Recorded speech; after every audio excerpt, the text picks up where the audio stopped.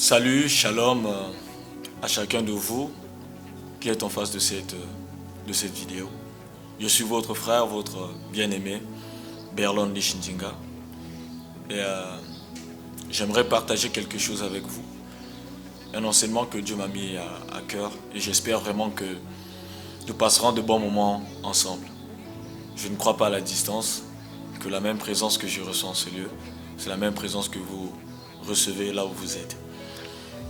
J'aimerais qu'ensemble nous puissions nous entretenir sur le thème suivant. Redéfinir la prière.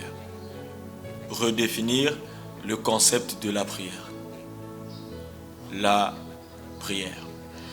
L'objectif ici n'est pas de dire que tout ce que vous avez appris sur la prière est faux. Non, loin de là. Ce n'est pas ce qui nous anime. En partageant cet enseignement, ce n'est pas notre objectif. Ici, nous voulons apporter modestement notre pierre à l'édifice qui entoure les notions autour de la prière, autour de l'activité qui est la prière. Parce qu'en vérité, ce qu'on doit savoir, c'est que la révélation, elle est progressive. Elle est progressive. On ne connaît pas tout aujourd'hui. Au fur et à mesure qu'on avance, on arrive à découvrir la même chose qu'on ne maîtrisait pas avant. On arrive à maîtriser au fil du temps. Ce que nous savions par le passé peut être tonifié, enrichi et étendu à une compréhension beaucoup plus large. Beaucoup plus large. C'est justement pour cette raison que pendant ces moments, nous devons être ouverts d'esprit et armés d'un esprit de saine humilité. De reconnaître qu'on ne connaissait pas, on était limité. L'apôtre Paul explique cette réalité dans 1 Corinthiens 13 du verset 9 au verset 11. Il dit ceci: car nous connaissons en partie et nous prophétisons en partie. Mais quand ce qui est parfait sera venu, ce qui est partiel disparaîtra. Lorsque j'étais enfant, je parlais comme un enfant, je pensais comme un enfant, je raisonnais comme un enfant. Lorsque je suis devenu homme, j'ai fait disparaître ce qui était de l'enfant. Il fait ici une forte comparaison avec une réalité connue de tous. L'évolution du raisonnement par rapport à l'âge. Remarquez avec moi qu'un adolescent ne réfléchit pas comme un adulte le fait. C'est vrai qu'il y a des cas exceptionnels. On voit une personne qui a déjà 40 ans mais raisonne comme si elle en avait 8, elle en avait 12. Je ne parle pas de ces cas exceptionnels, je parle de la logique, de la normalité des choses. Normalement, lorsqu'on évolue avec l'âge, la manière de réfléchir devrait changer. Vous voyez que plus on grandit, plus on prend en maturité, plus notre compréhension des choses change. Des vérités qu'on croyait inexistantes plutôt, deviennent non seulement réelles, mais nous en saisissons également le sens. Il y a des choses qu'on croyait qui n'existent pas, des vérités qui n'existent pas, dans notre logique, dans notre compréhension limitée. Mais au fur et à mesure qu'on grandit, on voit que tiens, c'était vrai. Ça existe. Mais non seulement on reconnaît la réalité, mais aussi on comprend cette réalité-là. Et nous espérons vraiment être en face des hommes et des femmes matures et pauvres en esprit qui sauront reconnaître dans cet enseignement à la fois la limite de leur connaissance sur le sujet abordé, notamment redéfinir la prière, mais aussi une ouverture à une compréhension nouvelle. Dans tous les cas, le bénéfice ici est double. Premièrement, on va reconnaître sa limite. Deuxièmement, on va acquérir une nouvelle connaissance. L'enseignement ici se basera essentiellement sur deux parties. La première consistera à revenir sur ce que la plupart d'entre nous savons déjà sur la prière, sur sa définition, sur sa conception. Et la seconde, c'est sur ce que plusieurs ignorent encore. De toutes les manières, les deux seront complémentaires, très complémentaires. On va compléter ce qui manquait dans la première compréhension que nous avions autour de la prière. Nous voulons juste compléter. Sans plus tarder, on va commencer avec le premier point, ce que nous avons appris sur la prière. La définition la plus classique, reconnue et répandue de la prière est la suivante. La prière est une communication entre un croyant et son Dieu. Et c'est vrai. En parlant de ça, je me rappelle cette chanson. Je priais pas encore, mais j'avais l'habitude de l'écouter. On disait, la prière, c'est la solution. La prière est un dialogue d'un chrétien avec son Dieu. Ne faites pas attention à ma voix, je suis pas chantre. C'est juste pour me remémorer un peu cette définition que j'ai retrouvée dans cette chanson. On voit ici que cette approche définitionnelle de la prière est vraie, éprouvée dans la parole de Dieu. Jérémie 33,3 dit, « Invoque-moi, je te répondrai. Je t'annoncerai de grandes choses, les choses cachées que tu ne connais pas. » Ici, nous remarquons cette vérité. D'un côté, le croyant prie, justement ici avec le verbe invoquer, et de l'autre, c'est dit clairement, le Seigneur dit, je te répondrai. On a la réponse de Dieu. C'est le principe du dialogue. Les deux interlocuteurs s'expriment. Nous avons, nous, le croyant, qui invoque, qui prie, qui parle, et de l'autre côté, il y a Dieu qui répond. Elle nous rappelle que nous ne parlons pas en vain. Cette réalité, elle est belle, parce qu'elle nous rappelle que nous ne parlons pas en vain. Nous ne prions pas en vain. Nous ne parlons pas dans le vide. Nous ne lançons pas des mots en l'air comme si personne ne les entendait. Non, il y a quelqu'un en face qui écoute, qui reçoit, mais aussi qui répond. Ouais. Là, on a vraiment cette conscience que dans la prière, on n'est pas seul. Ce n'est pas un exercice qu'on fait dans le vide. Ce n'est pas un monologue. C'est pour ça que dans la prière, il faut aussi apprendre à rester silencieux pour pouvoir écouter Dieu te parler. Tu pries, tu parles, mais en face, il y a aussi un être qui parle, qui répond. C'est un dialogue. D'ailleurs, la Bible regorge plusieurs exemples concrets de cette communication verbale avec Dieu. Abraham a parlé à Dieu et Dieu lui a répondu dans Genèse 18. Élie a crié à Dieu et Dieu l'a entendu dans 1 Roi 19. Nous avons aussi Daniel qui priait 3 fois par jour, les fenêtres ouvertes en direction de Jérusalem, dans Daniel 6, 10. David, quant à lui, il a même rempli tout un livre, le livre du psaume, de ses prières verbales. On a des cris, des louanges, des plaintes, des confessions. La prière verbale, donc dialogue, nous l'avons vu, est donc biblique, légitime et très puissante. Très puissante.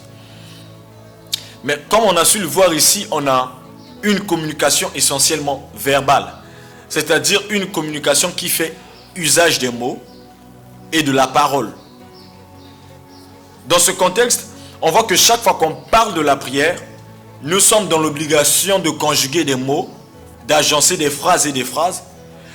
Si bien que dans certaines communautés, lors des réunions de prière, certains sont jugés moins prieurs parce qu'ils n'osent pas leur voix. Vous savez, quand on est dans des réunions de prière, on prie, il y a certaines personnes qui n'osent pas la voix, on dirait, ah ouais, lui, il n'a pas la vie de prière. Non, il n'aime pas prier. On les juge. Dieu qui ne sont pas fervents dans la vie de prière. Vous voyez? Celui qui prie à voix basse est suspect. On dit non, c'est suspect. Tout le temps qu'on prie, il prie à voix basse, on n'entend jamais prier. On n'écoute pas prier. Et celui qui prie en silence, il est considéré comme un homme distrait. Il n'est pas concentré. Il n'est pas concentré. Tout de suite, ça me fait penser à Anne. Ouais. On n'entendait pas les mots, juste le mouvement des lèvres. On dit qu'il est distrait, il n'est pas concentré, ce genre de personne. Donc, celui dont les lèvres ne bougent pas est regardé comme quelqu'un qui ne prie pas vraiment. On juge sa vie de prière. On juge sa capacité à rester dans la présence de Dieu. Sa capacité spirituelle parce que on ne l'entend pas. Il est silencieux. Parce qu'on n'entend pas les mots. Parce qu'on n'entend pas les phrases. Remarquez avec moi que cette réduction de la prière à sa seule dimension verbale a engendré plusieurs dérives que nous devons honnêtement nommer. Plusieurs dérives qu'on doit nommer. Je ne suis pas en train de dire ici que la prière verbale est mauvaise. Dans ce dialogue où les mots doivent être entonnés, on doit entendre les mots, les phrases doivent être conjuguées. Je ne dis pas que c'est mauvais. C'est bien, je l'encourage. D'ailleurs, je le fais. J'aime bien dans l'assemblée lorsque nous sommes en train de prier, j'aime élever ma voix. J'aime le faire. Mais je ne voudrais pas qu'on réduise la prière qui était un grand morceau juste dans cet aspect-là. Et on va essayer ici de nommer quelques dérives que la prière verbale a engendrées. La première dérive, c'est la prière performative. La prière devient une performance. Lorsqu'on limite la prière à quelque chose qui est verbal, au mot, au dialogue, ça devient juste une performance. On prie pour être vu, pour être entendu des hommes, pour impressionner l'assemblée. Incroyable. Combien de fois les gens n'ont pas simplement élevé leur voix pour impressionner le voisin à côté dans l'assemblée? Ou ils ne l'ont pas fait, ils ne se sont pas levés dans l'assemblée juste pour être vus des hommes. On soigne son vocabulaire, on module sa voix, on choisit les citations bibliques avec soin. Non pas pour toucher le cœur de Dieu, mais pour toucher les oreilles des hommes. Vous voyez à quel point limiter la prière juste dans cet aspect, ça peut conduire à des dérives extrêmement dangereuses. Ça veut dire que le destinataire de nos prières, c'est plus Dieu. Ce sont les hommes. On ne cherche plus à être entendu par Dieu. Tout ce qu'on recherche, c'est impressionner les hommes dans ce que nous disons. On voit que Jésus lui-même avait dénoncé cette pratique dans Matthieu 6, le verset 5. Il dit, quand vous priez, ne soyez pas comme les hypocrites qui aiment à prier debout dans les synagogues et au coin des rues pour être vus des hommes. Jésus a dénoncé cette attitude-là. Il dit, non, ne faites pas comme ça. Ce n'est pas comme ça que vous, mes disciples, vous devrez fonctionner. Ce n'est pas comme ça. Rapidement, la deuxième dérive, c'est la prière quantitative. La prière quantitative. On commence à croire que l'exaucement dépend du volume des mots prononcés. Plus on parle longtemps, plus on crie fort, plus on répète, plus on serait exaucé. Ouais. Et les gens qui croient qu'à force de prier longtemps, de beaucoup parler, c'est-à-dire que de répéter des mots, des phrases et des phrases, plusieurs phrases, qu'ils seront exaucés. Non. C'est exactement ce que Jésus condamne dans Matthieu 6, du verset 7 au verset 8. Il dit, en priant, ne multipliez pas de vaines paroles, comme les païens qui s'imaginent qu'à force de paroles, ils seront exaucés. Ne leur ressemblez pas, car votre Père sait de quoi vous avez besoin avant que vous ne le lui demandiez. Est-ce que nous avons bien lu ces deux merveilleux versets? Au fond, la multiplication des vaines paroles est une pratique de prière païenne. Oh mon Dieu. Combien de fois les chrétiens ont prié comme des païens? Combien de fois nous avons ressemblé aux païens dans notre manière de prier? On avait cru que c'était vraiment être chrétien, être spirituel comme on aime le dire. Mais non, on avait tout faux. On était juste païens dans notre manière de faire. Parce que les païens pensent que l'exaucement est proportionnel à la quantité des paroles prononcées dans la prière. Dieu ne nous exauce pas parce que nous avons beaucoup parlé dans la prière. Dieu ne nous exauce pas parce que nous avons bien argumenté notre prière. Nous avons fait l'idée principale, les idées secondaires et des exemples. Dieu ne nous exauce pas par rapport à ça. Non. Et Jésus nous le dit clairement. Ne leur ressemblez pas. Ce n'est pas la longueur du discours qui ouvre le ciel. C'est la sincérité du cœur. Ce n'est pas parce que nous avons mis du temps à parler pendant longtemps. 3 heures du temps, des discours et des discours. La prière n'est pas un meeting politique. Ce n'est pas des élections législatives où on doit multiplier des discours pour convaincre le cœur du peuple. Non. Lorsque nous prions, nous ne cherchons pas à convaincre le cœur d'un peuple. Nous prions pour toucher le cœur de Dieu. Et ce ne sont pas nos belles paroles qui vont toucher le cœur de Dieu. Ce ne sont pas nos belles paroles qui vont incliner le cœur de Dieu vers nos besoins. Non. Ce qui importe chez Dieu, c'est la sincérité du cœur. Rapidement, la troisième dérive, c'est la prière mécanique. La prière mécanique. Justement, lorsqu'on limite la prière à ce qui est verbal, à ce qui est parole, à ce qui est mot, on commence à réciter des formules plutôt prises par cœur, sans y mettre ni âme ni conviction. On est juste dans la récitation. Dans la récitation. On prononce les mêmes choses parce que c'est des belles paroles, ça nous touche. Mais il n'y a pas la conviction. On ne sent pas le cœur concerné par ce que nous sommes en train de prononcer. On prie parce que c'est l'heure de la prière, parce que c'est la tradition, parce que tout le monde le fait. La prière devient mécanique. On prie simplement parce qu'on a dit élevez la voix. Moi aussi j'élève ma voix. Non. Et dans ces prières, justement, la prière mécanique, on sent que le cœur est absent, seule la bouche est présente. Or, Ésaïe dit dans Ésaïe 29, le verset 13, c'est l'Éternel qui parle, il dit, ce peuple s'approche de moi avec sa bouche et m'honore de ses lèvres, mais son cœur est loin de moi. Ouais. La bouche, justement, on voit toutes ces paroles qu'on prononce, mais le cœur est absent. On peut tromper les hommes avec ça. On peut tromper les hommes avec toutes ces paroles qui sortent de nos bouches. Mais on ne peut pas tromper Dieu. Il les regarde à ce qu'il y a dans nos cœurs. Il y tient à ce qu'il y a dans nos cœurs. Une prière qui part de la bouche, sans passer par le cœur, n'est qu'un bruit. Lorsque nous prions et que l'origine, c'est-à-dire que les racines de nos prières ne viennent pas de notre cœur, ne prennent pas leur force, leur appui de notre cœur, nous ne faisons que du bruit. Nous ne sommes que des cymbales qui retentissent. Ça ne touche pas Dieu.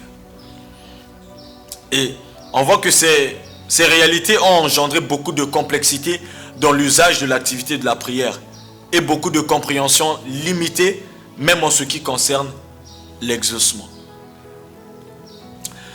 Ici, nous ne sommes pas en train de dire arrêtez d'user de la parole quand vous priez. Non. L'objectif, ce n'est pas de vous dire chaque fois que vous priez, ne parlez plus. N'utilisez plus les mots. Non. La prière verbale reste un pilier fondamental de la vie spirituelle. Nous sommes justement en train de montrer les limites d'une compréhension exclusive et réductrice de la prière. Nous sommes juste en train de dire que ne limitez pas la prière à ce qui est verbal, à ce qui est parole, à ce qui est mot. Que chaque fois qu'on parle de la prière, ce n'est pas qu'on doit seulement parler. Il n'y a pas que les paroles qui rentrent en ligne de compte. Il n'y a pas que le verbe, il n'y a pas que les mots qui rentrent en ligne de compte. La prière est beaucoup plus large que cela. Elle ne s'arrête pas au niveau des mots. Et c'est précisément ce que nous allons découvrir dans cette deuxième partie. Que nous avons dit dès l'introduction ici, que nous avons nommé ce que nous ignorons sur la prière. C'est ici même le sens de notre enseignement. Nous parlons de redéfinir le concept de la prière. Et nous voulons redéfinir la prière en restant même dans cette même définition classique que nous avons donnée dans la première partie. Souvenez-vous, la prière est la communication entre un croyant et son Dieu. Nous restons dans le concept de la communication. Et j'ai pour vous ici une question. Est-ce que la communication est essentiellement verbale? Lorsqu'on parle de la communication, est-ce que c'est essentiellement verbal? Ok. Est-ce que à chaque fois qu'on communique, on utilise la parole? Ce sont les questions que je nous pose et que chacun pourra répondre là où il se trouve. J'ai une autre question. Dites-moi comment les conducteurs de voitures savent-ils qu'il faut s'arrêter quand le feu est rouge sur le panneau? Est-ce qu'il y a une voix qui sort quelque part qui leur dit arrêtez-vous? Ou simplement lorsqu'ils voient le feu est rouge, ils s'arrêtent? Je pense que vous avez la réponse à cette question. Mais pourquoi s'arrêtent-ils? Mais parce qu'ils voient que le feu il est rouge. Quand le feu devient vert, ils continuent leur route. Pourquoi? Il n'y a aucune voix qui parle. Il n'y a aucune parole. Il n'y a aucun mot. Mais juste la couleur de feu qui change et on comprend ce que ça signifie. C'est cela la communication. Chaque fois qu'on parle de communication, on ne parle pas que de la parole. Chaque fois qu'il faut communiquer, il ne faut pas toujours parler. La communication a plusieurs moyens. Voilà pourquoi on parle des moyens de communication, parmi lesquels nous trouvons la parole. Mais pas que. Il y a plusieurs d'autres moyens par lesquels nous pouvons communiquer. Je pense que déjà avec cette image forte, nous sommes en train de comprendre ce que nous voulons dire ici. Nous avons compris que la communication n'est pas que verbale. Il existe aussi ce qu'on appelle la communication non verbale, c'est-à-dire une communication qui ne fait pas usage de la parole. Une communication qui ne se fait pas forcément par des mots.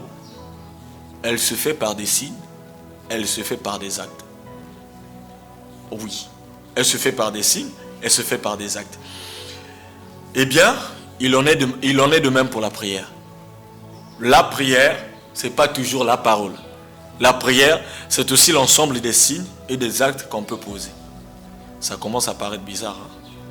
Mais c'est la vérité. Et nous allons le voir dans la parole de Dieu. J'aimerais pour cela qu'on prenne un premier exemple, une première illustration, que j'ai nommée ici, les mains levées de Moïse. La prière par le geste. Lisons Exode 17 du verset 8 au verset 13. Amalek vint combattre Israël à Rephidim. Alors Moïse dit à Josué, choisis-nous des hommes, sors et combat Amalek. Demain je me tiendrai sur le sommet de la colline, la verge de Dieu dans ma main. Josué fit ce que lui avait dit Moïse pour combattre Amalek. Et Moïse, Aaron et Hur montèrent au sommet de la colline. Lorsque Moïse élevait sa main, Israël était le plus fort. Et lorsqu'il baissait sa main, Amalek était le plus fort.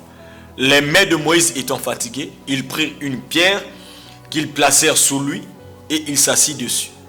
Aaron et Hur soutenaient ses mains, l'un d'un côté, l'autre de l'autre. Et ses mains restèrent fermes jusqu'au coucher du soleil. Et Josué vainquit Amalek et son peuple au tranchant de l'épée. Nous sommes ici dans un contexte de combat. Au-delà d'être une bataille physique, il s'agit ici d'une bataille spirituelle. Chose étonnante, Moïse va à la montagne, mais ne prononce aucune parole. Moïse va à la montagne, mais ne prononce aucun mot, aucune syllabe, rien. Il ne fait qu'un geste, il élève ses mains. Waouh, qu'est-ce que c'est impressionnant. Est-ce qu'on doit faire une parallèle avec nous aujourd'hui? Avez-vous déjà entendu les bruits, pour ne pas dire le vacarme, qu'on entend aujourd'hui lorsque les gens vont sur les montagnes de prière? C'est le feu. Faya. Il y a de la ferveur. Les gens prient, les gens crient sur la montagne à la recherche de la solution de leurs problèmes. Certains ministres de Dieu, ils y vont pour chercher la croissance de leur église. Chacun va pour un problème spécifique. C'est impressionnant. Ce qui s'y passe est impressionnant. Les gens y vont pour prier. Ils y vont pour crier. Je ne dis pas que c'est quelque chose de mauvais. Je ne dis pas que c'est mauvais. Même avec Moïse, ici, nous sommes en train de découvrir un tout autre aspect de la prière. Cela s'avère efficace parce que ce geste faisait en sorte que Dieu intervienne. Nous l'avons lu. Comme un homme a dit, Dieu ne parle pas une langue. Dieu parle un langage. Et le langage n'est pas que verbal. Il est aussi non-verbal. C'est ce que nous sommes en train de dire ici dans la communication. Quand Dieu voit Moïse élever ses mains, il comprend la prière qu'il est en train de faire. Quand Dieu voit Moïse faire ça, il comprend ce que ça signifie. Moïse n'a pas eu besoin de parler. Il n'a pas eu besoin de dire « Seigneur, interviens !» Non, il a simplement élevé ses mains. Et Dieu sur son trône a compris ce que cela signifiait. Écoutez mes chers frères et sœurs, ne limitez pas Dieu à ce qui est humain. Dieu est esprit. Il n'a pas besoin d'une langue pour communiquer. Pas du tout. Ce sont nous les êtres humains qui sommes limités par l'usage de la parole. C'est pour cela qu'il est dit que Dieu est esprit et que ceux qui l'adorent doivent l'adorer en esprit et en vérité. Vous savez, quand les conducteurs de culte, quand les prédicateurs nous demandent dans nos offices de lever les mains, ce n'est pas pour nous faire des exercices sportifs. Non, pas du tout. La vie spirituelle est une vie qui va au-delà de la parole. C'est une vie d'attitude, c'est une vie d'acte, c'est une vie de geste aussi. Ce n'est pas pour rien qu'on nous demande ça. Pas du tout. Tout cela a un sens. Quand vous voyez des bien-aimés pendant que ce soit l'adoration, ils s'agenouillent, ils ne disent rien. Pendant que je parle de ça, je me rappelle de la description que la Bible fait tout autour d'Élie pendant qu'il était en train de prier. Je pense que c'est lui. Pendant qu'il priait pour que la pluie tombe, on dit qu'il a mis sa tête entre ses deux genoux. Il y a une précision. La Bible a une précision chirurgicale là-dessus. C'est pas pour faire beau. C'est pas pour planter simplement un décor. Lorsqu'ils se mettent à faire cet acte-là, à poser ce geste, devant Dieu, ça résonne, ça parle. Ça parle. C'est pour ça qu'il ne faut pas être spectateur dans le culte. Quand il faut poser un acte, quand il faut poser un geste, il faut le faire. Lorsque le Saint-Esprit vous met une conviction de poser cet acte-là, il faut le faire. Il faut le faire. Combien de personnes partent sur la montagne et descendent presque avec plus de voix? Ou des retraits de prière, vous sentez que la personne n'a plus la voix. Ça m'est arrivé, ça m'arrive encore. On n'a plus la voix. Ah, j'ai trop prié. Mais des fois, il n'y a pas l'exaucement. Vous savez, dans la vie, des fois pour être exaucé, il ne faut pas descendre avec des voix épuisées. Quelquefois, il faut descendre avec des mains fatiguées. Quelquefois, il faut descendre avec des genoux fatigués. Quelquefois, il faut descendre avec des mains fatiguées. Moïse a eu besoin de deux intercesseurs plutôt, Aaron et Hur. Quelle était leur prière faite sur la montagne? Leur prière, soutenir les mains de Moïse. Pas la voix, pas soutenir sa voix. Extraordinaire. C'est des choses extraordinaires que nous sommes en train de voir ici. Deux intercesseurs qui l'ont soutenu dans sa prière.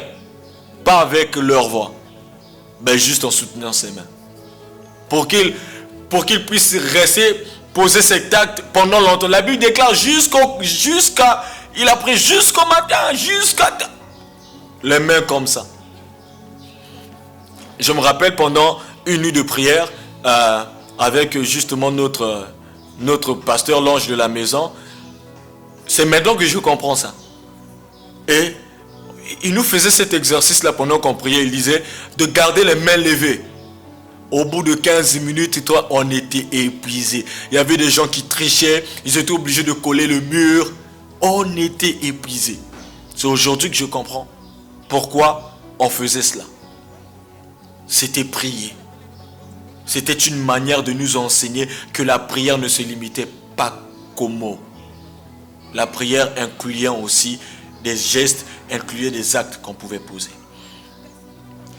J'ai encore une autre question pour nous aujourd'hui. Admettons que la prière est exclusivement verbale. Est-ce que les muets prient aussi? Quelques secondes, réfléchissez et répondez dans votre cœur. Si la prière est exclusivement verbale, ça veut dire que chaque fois qu'on prie, on doit parler. Est-ce que les muets prient? Ou on doit prononcer des mots clairs? Ok, d'accord. Si on doit dire qu'on doit prononcer, là, on doit entendre leur voix, d'accord. Si on dit que la prière, il faut toutefois prononcer des mots clairs. Mais quand le muet dit ça signifie quoi? Nous n'entendons rien. Mais Dieu comprend. Dans ce Dieu comprend ce qu'il est en train de dire. La prière, c'est bien plus que des phrases toutes bien construites. Non, la prière va au-delà. La deuxième des choses que j'aimerais voir ici, vraiment c'est sur ce que Paul dit ici. La deuxième partie, c'est que l'esprit qui intercède par des soupirs. La prière au-delà du langage humain. Si Moïse nous a montré que la prière peut se faire par le geste, l'apôtre Paul va encore plus loin. Il nous révèle qu'il existe une dimension de la prière qui dépasse même la capacité du langage humain, qu'il soit verbal ou non. Romains 8, 26, 27 dit ceci.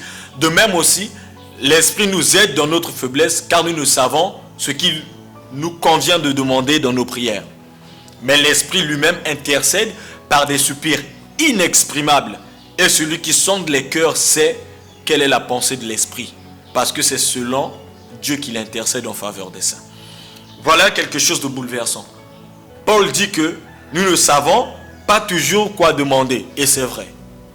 Il nous arrive, il y a des moments dans la vie du croyant où les mots manquent, ou même les gestes semblent insuffisants. Dieu ne regarde pas tout cela. L'esprit qui est en vous peut même prier quand votre bouche est fermée.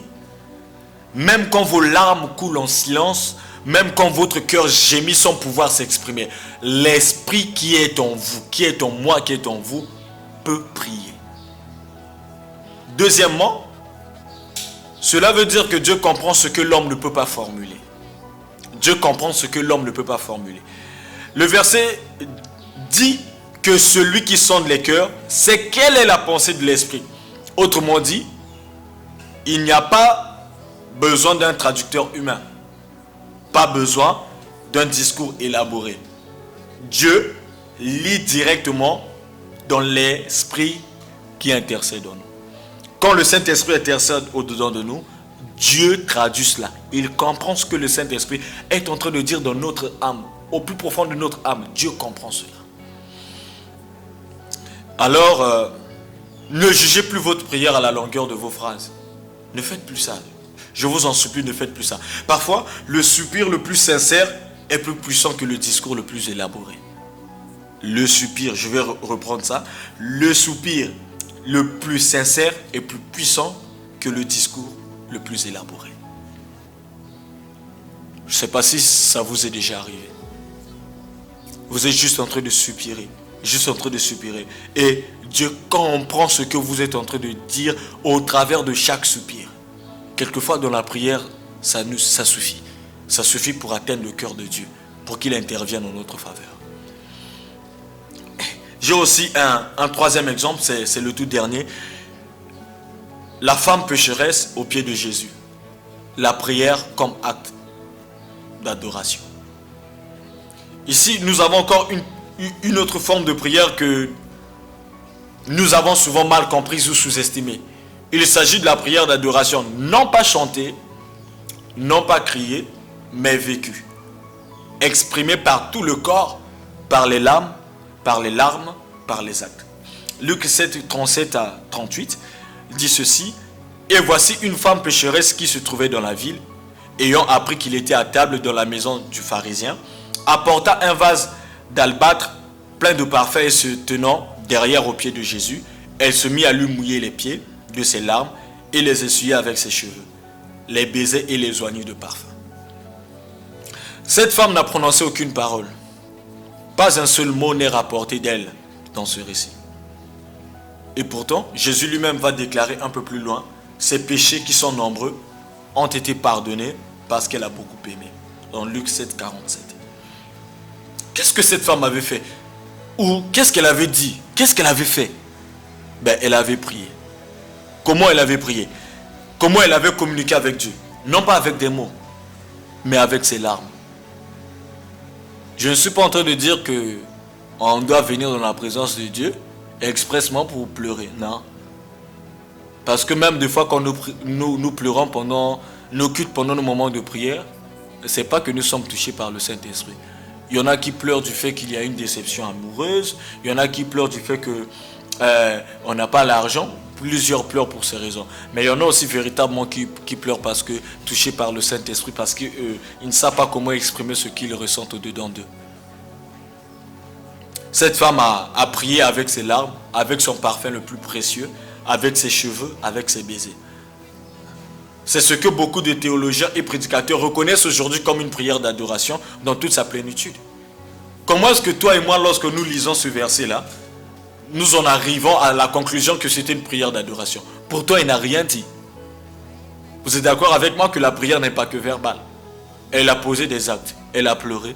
Elle a essuyé les pieds avec ses larmes, ses cheveux, les parfums. Avec le parfum de grand prix. Et regardons ce que cette femme a utilisé. Premièrement, ses larmes, qui est ici l'expression de son cœur brisé et repentant. Deuxièmement, son parfum, qui est l'expression de l'offrande de ce qu'elle avait de plus cher. Troisièmement, ses cheveux, qui est l'expression de la soumission et l'humilité de toute sa personne. Troisièmement, ses baisers, l'amour et l'attachement à celui qu'elle adorait. Tout cela, c'est du langage. Tout cela, c'est de la communication.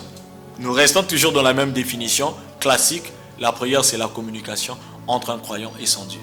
Ici, elle a communiqué avec Dieu, mais pas avec la parole. Elle a communiqué avec ses larmes, avec le parfum, avec ses cheveux, avec ses baisers.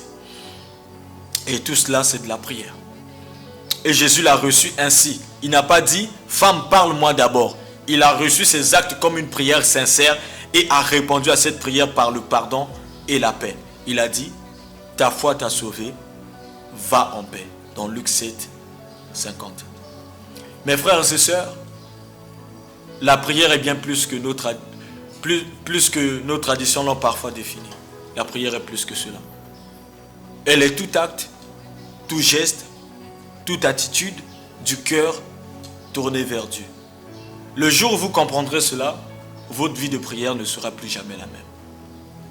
Je prie que le Seigneur illumine nos cœurs pour une compréhension renouvelée de ce qu'est la prière. J'aimerais prier pour clore ces moments. Seigneur, je te prie pour chaque personne qui sera en face de cette vidéo, de ces moments de partage.